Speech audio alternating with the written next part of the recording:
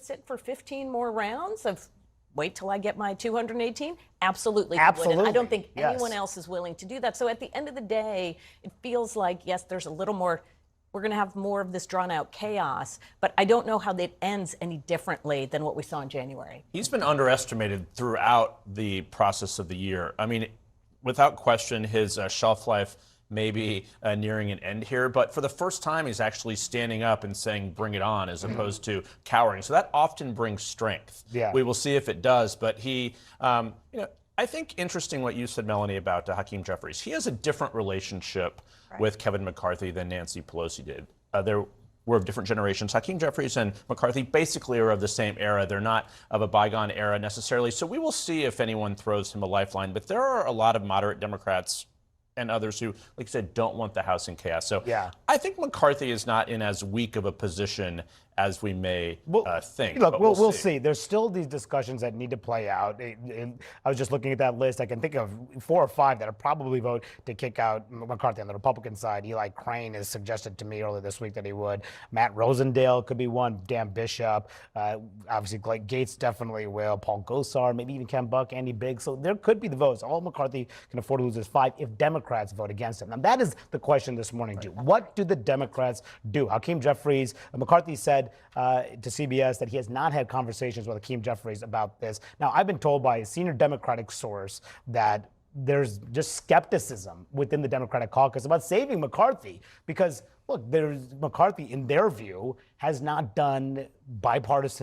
taken bipartisan action. He launched this impeachment inquiry into Joe Biden. They don't really see a need to save him. Maybe some of these more moderates will do that, but it's really an open question what Democrats do at this moment. Right, and not just a matter of launching impeachment inquiry against the sitting president of the United States, but I think it really comes down to the issue of trust. How can Democrats trust McCarthy when, for example, the speaker and the president struck this budget deal in May, and within a matter of weeks, he was willing to go beyond it. So I think it's going to take a big leap of faith for Democrats to strike some sort of a deal with McCarthy. And I'm not quite sure it's a leap of faith that a lot of Democrats are willing to make. And McCarthy yesterday, I asked him about this directly. I said, do you need Democratic votes? He didn't answer.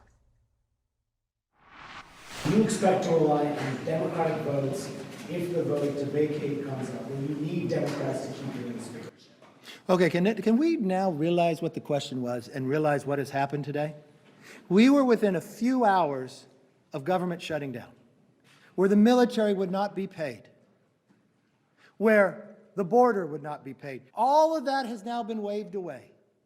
And the only question CNN has for me today was whether I'm worried about someone making a motion to vacate against me. So I actually, and I said right after that, I said, well, actually, that wasn't my question. It was, were you worried? Are you going to rely on Democrats? And he still didn't answer the second time. He didn't answer. Melanie, how do you think the speaker's team is gaming out this vote? Well, in their minds, they knew this was a fight that was going to happen at some point regardless. They were going to need Democrats to fund the government at some point. So their calculation was might as well avoid a shutdown, spare their vulnerable members the pain of a shutdown, and hopefully build some goodwill with Democrats for them to at least step in and vote president, which would make it harder for Gates to oust him. But, ironically, Gates will need Democrats too, which is the very thing that he is now criticizing McCarthy for. Whoever wins in this fight is going to need Democratic support. And as we reported, Manu, Gates has been reaching out to Democrats, trying to game them out, see where they stand on this issue. We'll see. I mean, their votes are up for grabs, and they really hold the cards right now. And this all comes as there has just been so much tension within the House GOP. I mean, this obviously started in the speaker's race in January. Then there was a bit of a honeymoon period. They got some party line bills through the House, and then the debt ceiling deal that McCarthy had to cut. That angered the far-right members. McCarthy then had to cut this deal with the far-right members to seek deeper spending cuts that led to all this mess. He walked away from a bipartisan deal that would have set top-line spending levels. If he stuck to that, perhaps they wouldn't be in this position today, but he didn't. And as a result, there was all this back and forth and a lot of criticism from some of these more moderate members, angry at the way that these hardliners have essentially held the floor hostage and taking personal shots at them as well. So they killed that. They killed the most conservative position we could take, and then called themselves the real conservative. And so this has become a situation where the American people are going to be harmed because of one person, Matt Gaetz. So I think there's a lot of frustration growing with the 21 individuals who chose to vote no on what was a very good plan. And there are people out there that are using this to build their brand, raise money, and beat their chest back at home. But look, America right now needs our help. Yeah, and it's not just the division within, it's also the votes that they're forcing them to take. Even though there's not a shutdown, that was still that CR that did pass, had a lot in there that Democrats are really excited to use on the campaign trail against Republicans. Cuts to popular programs. That did not pass. The ones that did not, the bill that did not pass. The bill that did not pass, but they still they still voted for it. Oh, yeah. Right? So you're going to see those on the campaign trail. Also, just cultural and social issues being put in many of these appropriation bills that are putting, again, many of those members in those tough districts in a very difficult spot, whether they're voting for it to help leadership or voting against it to help themselves. So, and finally, if you are running in 2024 as a Republican in a Biden district or a swing district, your argument to the voters is, don't worry, we're here. Republicans are the party that can fix what Biden messed up, can fix what Democrats messed up. This is not helping them make that case. And this is 45 days. I mean, that's the whole point of this. This is not exactly solving the problem for the rest of this Congress. It's only for a month and a half. Yeah. So I think that is another example. But you're absolutely right about the overall argument here. This helps President Biden more than anything in terms of like if there was a shutdown or not. We'll see how the speaker drama plays out this week, but it is all just continuing the argument that, why the country hates Congress so much. And you talk about redoing this fight. Look, the big issue that they left off the table was Ukraine. Yeah. $6.2 billion the House, the Senate wanted to pass. $24 billion the White House wants Congress to approve. The Speaker, there are divisions within the House GOP on this clearly. That's why the Speaker didn't move forward. But what was interesting yesterday, too, there was also some divisions within the Senate Republican Conference. I was told by a source familiar with the matter that John Thune, the number 2 Republican, and John Brassel, the number 3 Republican, had some concerns with moving forward with the Senate plan that included Ukraine money at this moment. And look, if the Senate GOP gets wobbly on Ukraine funding, that's a real concern for you people who are supporting this aid. Right. It's a real concern for the White House because Senate Republicans, particularly Mitch McConnell, are kind of the White House's last line of defense. They know that they have really tricky politics in the House Republican Conference, but they've been pretty confident because Mitch McConnell and many in the Republican Conference in the Senate have been such stalwart supporters of Ukraine aid. But now I can't, it's hard to underestimate how tricky the road ahead it is for you moving Ukraine as a separate matter. I was really struck by the comments from the White House, from the president and Democratic leaders last night saying we expect McCarthy to move on Ukraine aid expeditiously. Expect on what? Like, do they have a secret deal? Do they have, is it just the public pressure and the expectation and going on McCarthy's previous words that he supports Ukraine? Because I don't think that is enough for McCarthy when his speakership is on the line to move this while all this is going on. Absolutely right. That is a huge part of it. And he has never guaranteed that this money will pass. He has professed support for Ukraine, but the money, that is a whole other question, and it could open up to a challenge from the right. So many huge questions ahead. Next, the big question facing the Republican Party. Trump is betting after skipping a second primary debate. And so far, his bet is paying off. Voters don't seem to care in primary races, and the polls show that he's still dominating every national and early state poll. Establishment Republicans have spent months hoping for a Trump alternative to emerge, but it isn't happening. With less than 4 months until Iowa, anti-Trump groups and GOP donors looking to put money behind another option seem to be losing hope. The panel is back here with to discuss this. Jeff, you're on the trail all the time. Are voters open to another option at this point? Are they resigned, or are they happy that Trump is running away with this? Voters are definitely open to another option in the early voting states where the race is actually on. It's very hard for any of these candidates to break through and get any oxygen at all because of Trump, his legal charges, the shutdown, et cetera. But when you talk to the voters who will be making these early decisions, they are interested in looking at the candidates. And if Donald Trump was so confident that he had this wrapped up, I'm guessing he wouldn't be spending his Sunday this afternoon in Ottumwa, Iowa. That's where the former president is going to be. I'm told he'll be visiting many other cities along the way in a long motorcade. And where's he going next weekend? Cedar Rapids, Iowa, and other places. So he is doing one of two things. Either trying to put his foot on the gas and his boot on the throat of Ron DeSantis, or he is perhaps a little bit worried and wondering if he has this closed down. So where the race is actually playing out, it is still a race. The question, of course, is there any time for these candidates, for someone to emerge out of this field? The debate was interesting. I guess that's a word we can use for it. Chaotic, interesting, Chaotic, messy. but I do think that that Florida Governor Ron DeSantis improved his standing a little bit. Nikki Haley is still strong in the minds of some voters. So, yeah, the race is still going on, and I think we should let it play out. Totally, we should absolutely let it play out. And there's always this tension with Trump, primary versus general, right? He's running away with the primary. What will he be like as a general election candidate? And of course, his rhetoric is something that we often hear about. He had this speech on Friday in California where he made some eyebrow-raising claims. We'll stand up to crazy Nancy Pelosi, who ruined San Francisco. How's her husband doing, by the way? Anybody know? If you rob a store, you can fully expect to be shot as you are leaving that store. Shot.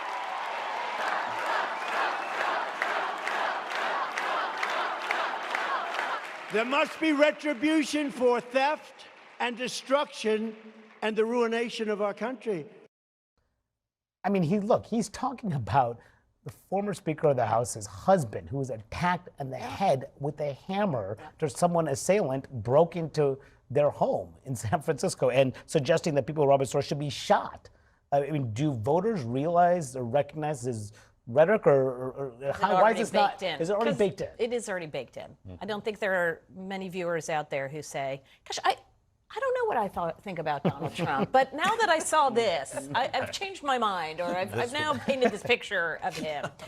And this is what the Biden campaign is counting on going forward, right? Is that right now, this is still sort of in the background. This was the California Republican convention. This isn't getting 24-hour news coverage like he will get if he's the nominee, where he will be saying a lot of these things and reminding, this is what the Biden campaign is happy about, reminding those voters who right now are feeling pretty meh about Biden and about Democrats, reminding them what the stakes are, that this is the same guy, and if not, even more radical than he was back when he was president. And all this played out as he had this big back and forth with the nation's top military official, Mark Milley, about Milley raising concerns about Trump in his farewell as the chairman of the Joint Chiefs of Staff, and Trump making some comments in response.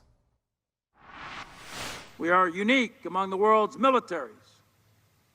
We don't take an oath to a country. We don't take an oath to a tribe. We don't take an oath to a religion. We don't take an oath to a king or a queen or to a tyrant or a dictator. And we don't take an oath to a wannabe dictator. General Milley, what he did is really treasonous. If you look at what he said to China, he's either stupid or it's treason. General Milley's a lazy guy who's not very smart.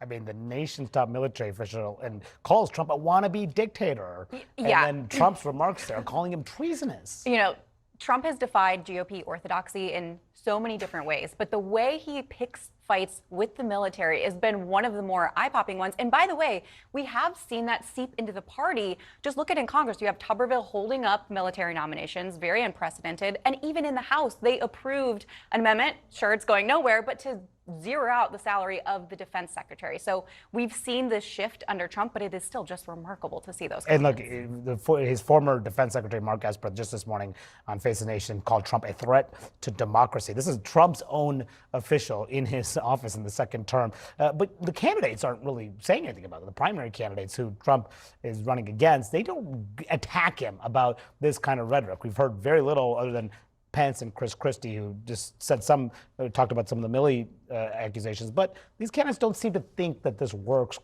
pointing out Trump's rhetoric with the primary base. Right, and it's the calculation that we've discussed over and over. Trump has a grip on such a large part of the Republican base that if any of these people want to hope to emerge as a Trump alternative in however avenue possible, they can't afford to alienate that major block of voters there. But it is, again, these are, I mean, as people who have covered Trump for many years at this point, it's still just remarkable how stunning these allegations and dangerous his rhetoric can be. And again, going back to Amy's point, that is the split screen, the contrast that the Biden campaign is relying on. And I will say it was quite the remarkable split screen when you have Trump making these comments about Milley in the same week that Biden traveled to Arizona to deliver very emotional, very poignant remarks about the former senator, the late Senator John McCain, a war hero, and kind of what McCain meant to this country and what the America kind of owes John McCain as a war hero who stood up to autocrats around the globe. And we'll talk about that in the next segment. One thing I do want to get on is there's legal problems that Trump has, as you mentioned, Jeff. Tomorrow, there's a hearing that's happening in one of his civil suits this week. There's a $250 million suit that was brought by the New York Attorney General, and a judge in that case already ruled that the Trump organization committed fraud, but Trump may actually appear in one of the hearings this week in the civil suit. But this kind of goes to the issue at hand. He's got all these legal problems. That could be a problem in the general election, but it's not impacting him now in the primary. It's not, except it's probably helping him in the sense that it keeps him in the news and takes all that oxygen. I mean, even we have lost track of all the different venues and courtrooms and cases he has. So I would not be surprised at all to see him appear tomorrow and, sort of make a statement or something outside the courthouse. But what it does, it crowds out everyone else. But one of the concerns that you do hear from Republican voters is, what if he is convicted when he's the nominee? Then what happens sort of for the rest of the campaign? So this does matter to some voters. But look, he is in firm command of this race. And unless someone sort of takes that away from him, he'll be the nominee. Yeah, it's really, really interesting to see. Let's see what happens here. All right, Robert Kennedy Jr. hints strongly that he's running for president as an independent. Which party could that hurt more next November? There's an extremist movement that does not share the basic beliefs in our democracy. The MAGA movement. Democracies don't have to die at the end of a rifle. They can die when people are silent, when they fail to stand up or condemn the threats to democracy. Which is why I'm asking you that regardless of whether you're a Democrat, Republican, or Independent, put the preservation of our democracy before everything else. Put our country first. The question now, do voters see the threat as existentially as he does? And is he the best person to take on Trump? Here is he talking to our former colleague, John Harwood from ProPublica. Why are you the only Democrat who can protect democracy next year? I'm not the only Democrat that can protect it. I just happen to be the Democrat who I think is best positioned to see to it that the guy we're worried about taking on democracy is not president. A great panel is back. Look, this democracy messaging, the president tried this in the last cycle before the midterms. He's trying it here. Do Americans, though, believe the threat? I mean, is this an issue that really moves wide swaths of voters, particularly independent voters, that will be central here? Well, it did in 2022 and it did in 2020. And so, again, the Biden team expects that it will once again work once the stakes are laid out in front of them. So it is not, is it something that voters are thinking about right now? No. In fact, the number I keep going back to for polls is the Pew Research poll that said 63% when they think about politics say they feel exhausted and that they don't like their choices for candidates. So I think most normal people, and lovingly I say to all of us, we are not in that category. That's accepted. Most normal people are trying their hardest not to think about 2024, not to involve their life in politics. And so unlike 2020 or even the 2018 campaign where it felt like this was like the top of people's minds, that this is what was a conversation that was happening all the time, among those voters for whom this is really important, they still believe that, but they're not engaged in it in the same Other than way. Inside Politics viewers, though. Of course. We love you. Exactly. We love you. So, Thank you for being not normal. So, it's been interesting, though, to see Biden really shift his messaging as of late to really zero in on Trump as his main opponent, trying to frame the race against Trump. That has not really happened as much until recently. He's talking about, you wrote about this for the Associated Press. He said in the headline, it says Biden isn't paying much attention to the 2024 GOP debate. He's already zeroing in on Trump. That's the headline of that story. So what's behind that shift? Right. I mean, the focus is at least for President Biden, is on Trump. I sat through many speeches with him this week as I traveled out west with him, including 4 fundraisers where he tends to get pretty candid with donors about his political prospects. And he said several times, referring to Trump, my likely opponent. He repeatedly referred to as Donald Trump and the MAGA Republicans being kind of determined to destroy democracy. And that's the framing that you're already seeing, because while obviously people like DeSantis and Haley are still out there as options, there's a reason you don't hear Biden ever talk about them. It's because he is convinced, rightly so, that Donald Trump is going to be the nominee. And he's trying to, in terms of overt campaigning, he's not going to do that right now. He's going to wait until next year, like Barack Obama did in 2012. But as in times that he can, such as in these fundraisers with donors, he's trying to lay out kind of that contrast that we discussed earlier as early as possible to get the party ready and excited. And obviously there are many vulnerabilities that the president has. Polls show that a lot of voters don't think he's doing a good job on the economy, which is probably the biggest red flag for him as he runs for re-election here.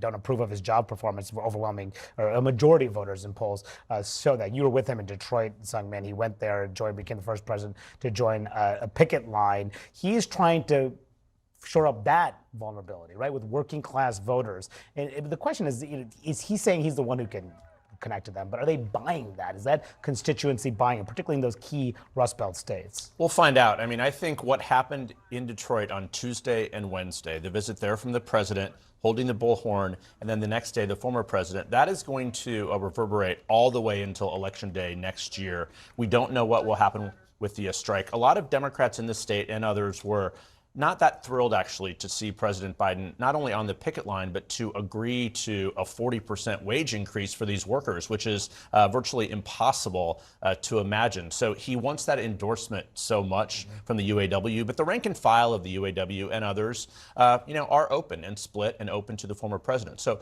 look, the question is, are people buying the message of democracy? Yes, they're concerned about it. Is he the right messenger? Or have people sort of tuned him out? But I think Amy just put her finger on it so smartly. When the stakes are clear, when it is, perhaps a year from now, the White House firmly believes that they will once again pull the lever for him as a way to stop Donald Trump.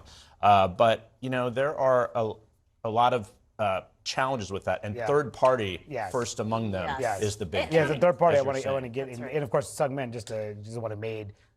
Forced Biden to make some news about his supporting the workers there on that issue. It could be a vulnerability for him. Let's see. Third party is a key subject today because of what we're hearing about possible third party run from RFK Jr. He's running in the Democratic primary. He's not getting much traction here. Look at the polls right now in a two-way race.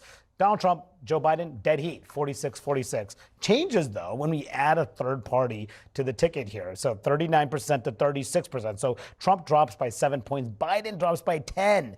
That's if you add a libertarian candidate, a no-labels candidate. We'll see if one runs or not. Joe Manchin told me that he's still considering running as an independent. He said he's not made any decisions about that. We'll see if he does that. A Green Party candidate. There's already Cornel West in this race. So it changes pretty dramatically for Biden and Trump if there's a third-party candidate. Do you think the Democrats are you talk to Democrats all the time. Are they concerned about this? They had some jitters about Cornel West, certainly. And there's a lot of flashbacks to 2016 when Hillary Clinton and her camp really privately blamed Jill Stein for running as a third-party candidate. Because third-party candidates in our history of elections have not succeeded, but what they do is pull votes away. And that polling right there is exactly why Democrats are nervous. Now, I don't know whether they're concerned about RFK specifically. He seems to have more of a home in the Republican Party than Democratic Party right now.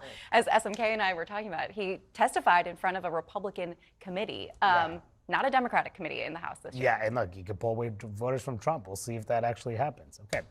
Coming up, the battle for the Senate. My conversation with the man in charge of electing more Senate Republicans. Are you worried at all about your candidates running with Donald Trump? This week, I spoke with Republican Senator Steve Daines. He's the man in charge of electing more Republican senators. He told me next year's map is the best he's seen for Republicans in a decade. Now, Democrats must defend 23 seats, including in red and purple states like West Virginia, Montana, Ohio, Arizona, and Pennsylvania. Republicans defending just 11 seats, and few, if any, are expected to even be competitive. But Republicans have fumbled away favorable cycles before, including just last year. So Daines is taking a much more aggressive approach to wade into primaries, all the while trying to stay on the same page with Donald Trump. The lessons learned, 22 was not a good election cycle for Republicans, clearly. And so the lessons learned are we need to find candidates who can win not only primaries, but general elections. Those candidates that can appeal beyond the Republican base and also to independent voters that most of the time decide elections. So we're off to a really good start in many key states of recruiting candidates that do exactly that.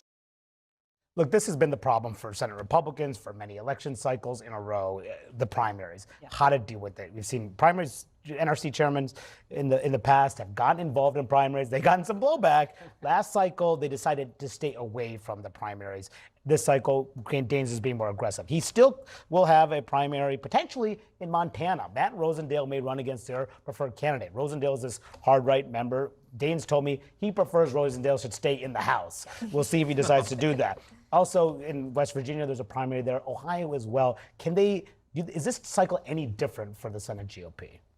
The best thing that Daines has going for him is that those states are a heck of a lot more Republican than Pennsylvania or Georgia or Arizona, where they had those big fights in the primaries and then candidates who came out of those primaries very bruised and then had their own, well, they had a lot of baggage. Let's just say that was very effectively used against them by Democrats. So I think if you're Daines, you're trying to put as many of those seats in play as possible. The good news, you don't have to defend any of your own seats, really. They only have 11 states to defend. Texas and Florida are the only ones that are even lighter red. Yeah, and he told me that they may have to spend money to help Ted Cruz because of the amount of money that will come against him. But Daines is right. The map is the very best thing he has going for him. Although somebody who knows a little something about Senate races, Mitch McConnell, will always say, don't fall in love with the map. Yeah, and look, McConnell told me a few months ago, he said, we've screwed this up in the past. What was interesting actually between the McConnell conversation that I had a few months ago and the Daines conversation, McConnell suggested that Trump would be helpful in the states Ohio, West Virginia, and Montana, obviously states that Donald Trump won. He said Pennsylvania he threw in there as the 4 states that really could help determine the Senate majority. Daines had a little bit of a different take. He thinks Trump will be helpful for his down-ticket candidates in even those purple states. We work closely with President Trump and his team. Look, he wants to win back the United States Senate. He knows that's really important because the first phone call he would make as the next president in January of 25 is to the majority leader. In our polling data, is the president continues to strengthen in every state that we're polling right now. Even put Pennsylvania, yes, Michigan, absolutely. Purple states. Yes, Nevada. He is. He is strengthening in those states. He really is. And he's strengthening amongst independent voters. Yeah, he told me he wants some good quality candidates to run with Donald Trump, which is, look, last cycle, Trump picked candidates who collapsed in the primaries, which is in the general elections, which is one reason why they're in the minority here. But a much different message than you hear from other top Senate Republicans about Trump as a nominee. Right. I mean, if what Senator Daines is saying right now bears accurately next year, that means something has gone horribly, horribly, horribly wrong for Democrats. Because you're right, that is not the calculation that others make. Sure, Montana, he could be helpful, Ohio perhaps, and West Virginia certainly so. But a lot of these, and while those are the most vulnerable seats for Democrats to keep, there are really pretty tough fights being fought in these very purple states. Pennsylvania, Michigan, we have an open seat there, Wisconsin. These are also states that the Biden campaign is going to be fighting vigorously in, really trying to take that working class, pro-worker message, particularly in those so-called blue wall states.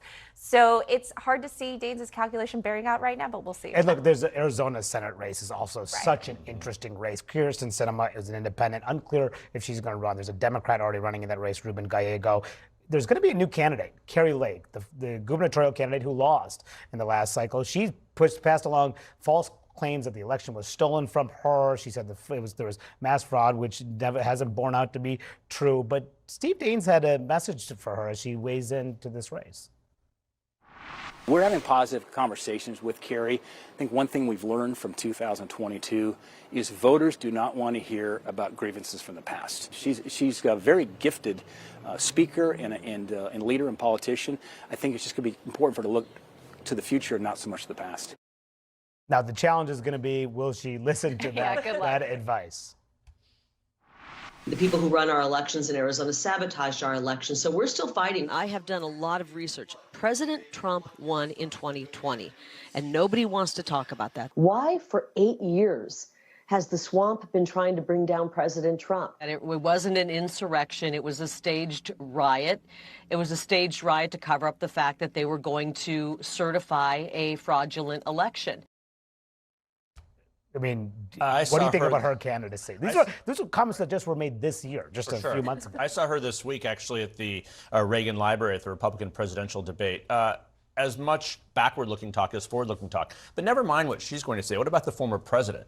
I mean, he is the one who is still trying to relitigate that election of 2020. So, of course, she will follow suit. But there is sort of a school of thought that some of these Senate candidates, I was talking to someone in Pennsylvania, they believe these Senate candidates can actually lift Donald Trump, the Dave McCormicks and others. So, his factor... he's going to be a central factor. I'm not sure the independence that Senator Daines was talking about, that's actually true. Yeah, that's. I think that he's talking there's about very his little, polling. I'm not sure what polling that is. For sure, but I think that these suburban voters here who are going to learn a lot more about. Hello, xin chào tất cả anh em. Sau đây tôi sẽ giới thiệu cho anh em một cách và hướng dẫn cho anh em một cách để nuôi và chăm một chú gà chọi được khỏe và sung căng nhất có thể. Và sau đây là cách hướng dẫn của tôi và anh em cùng tôi chiêm ngưỡng chú gà của tôi nhé. Và đây là mặt mũi, mỏ. Phía này người ta gọi là, tôi gọi là tía mật, chân trắng.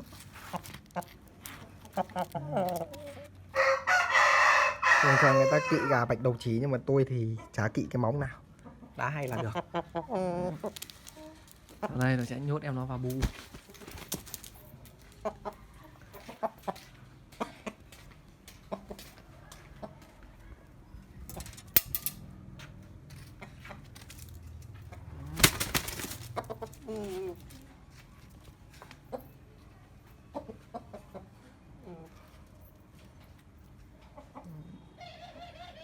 Và muốn chiến binh của mình khỏe mạnh nhất có thể là không thể nào thiếu phần thức ăn được.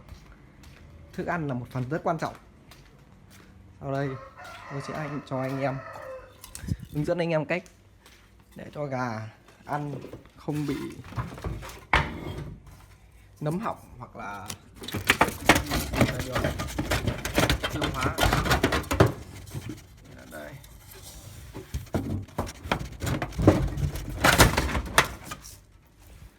Thành phần chính là thóc. Thóc thì mùa đông chúng ta có thể ngâm qua đêm được. Mùa hè thì có thể chúng ta vo sạch ngâm 3 đến 50 phút thì có thể đổ ra phơi khô ráo nước và có thể ăn được. Đây.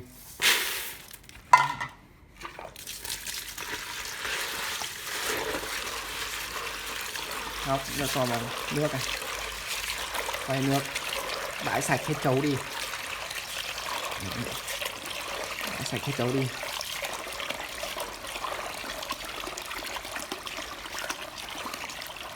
Đấy, vo sạch như thế, làm sạch như gạo mình ăn luôn.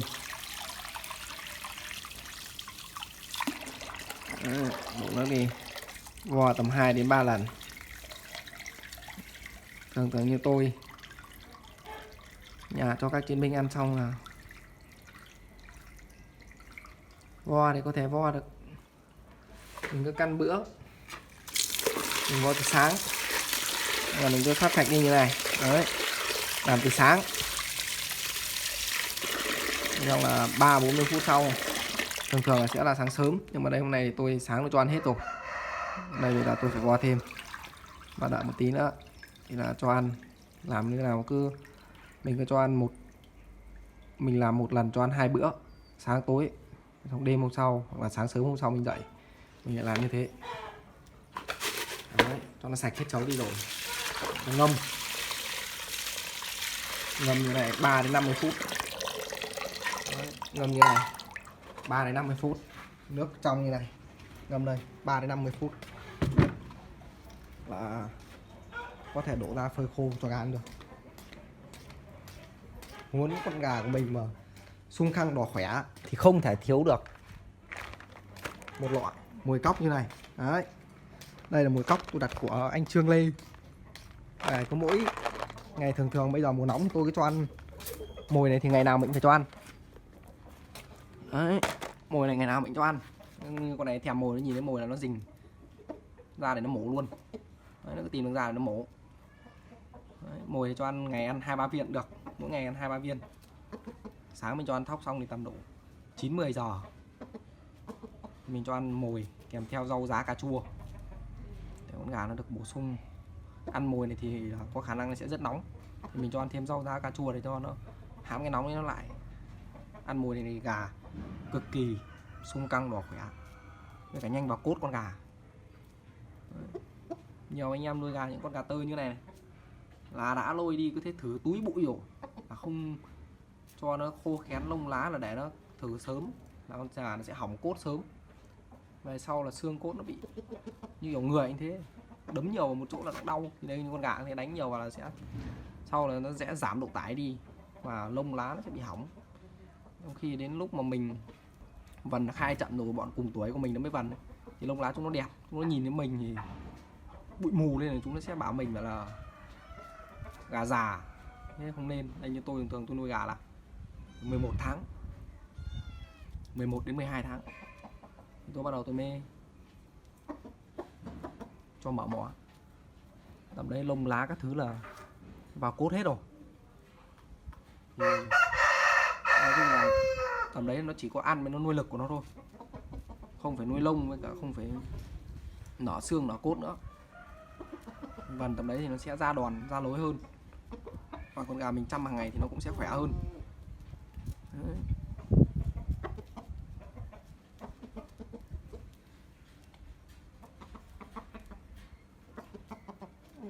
Con gà tơ theo anh em thì cách chăm như thế là có đã đủ chưa? Nếu mà thiếu thốn cái gì hoặc là cần suy nghĩ kinh nghiệm gì thì anh em có thể chia sẻ vào đây, tôi có thể tôi học theo anh em, tại vì tôi cũng mới chơi gà nhưng mà gọi là nuôi về đam mê. Đấy, anh em là có kinh nghiệm và dày dặn hơn thì có thể chia sẻ vào đây để tôi học hỏi. Tất cả anh em vừa rồi đấy là tôi gọi là giới thiệu một phần là về chú gà tơ của tôi, với cả giới thiệu về lọ mồi cóc tôi đang dùng cho chú gà tơ của tôi ăn, và cách thức cho ăn thóc hoặc là làm thóc sạch như vừa rồi. Rất cảm ơn anh em đã tìm và xem video của tôi. Hẹn anh em vào video sau, khi nào vần em này hoặc là tôi sẽ nuôi, tôi sẽ quay cho anh em xem hàng ngày em nó sẽ tiến bộ như thế nào. Chào anh em.